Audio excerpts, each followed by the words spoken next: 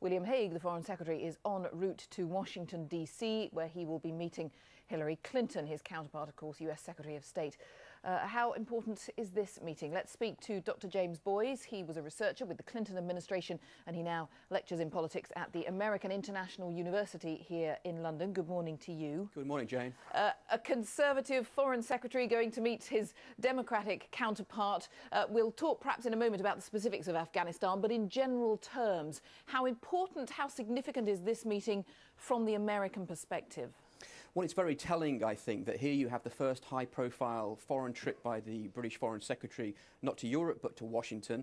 We've had the first phone call that the new Prime Minister received from the President of the United States. What I'm hoping is this is going to put pay to all those far too easily told stories about the end of the special relationship and will, in many ways, reset the special relationship. It's kind of funny, I've just come from the American Embassy here in London, and as far as they're concerned, they see no problems with the special relationship. They're very happy with it.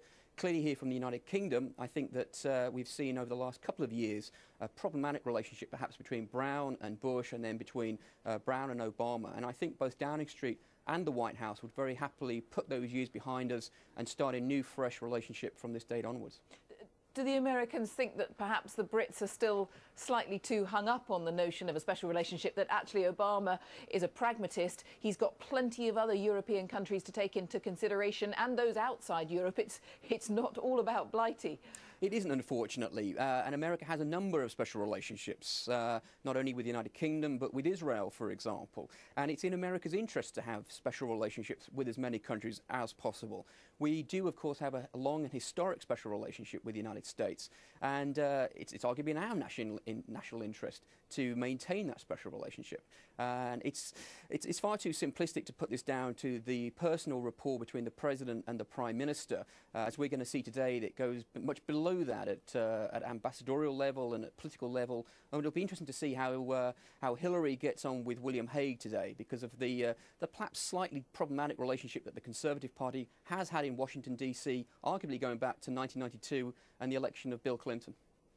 That said, we can't touch on any of this meeting today without talking about Afghanistan. It is absolutely vital. President Karzai has been in Washington recently. There will be, how much agreement will there be between the two on that and on the way forward? I don't really see an awful lot of disagreement there between Washington and London. I think that on the bigger picture, there's fundamental agreement. I think that there might be some disagreement over some slight details, but on the larger scale, I think that David Cameron hasn't come in to withdraw from a global role in the world. Neither has he come into the Downing Street to be, some sort of imperial prime minister. I think he recognises that his most pressing problems are at home. He's inherited foreign deployments. He has to deal with them, but he'll deal so in a pragmatic fashion, not dissimilar from the way President Obama is addressing his responsibilities.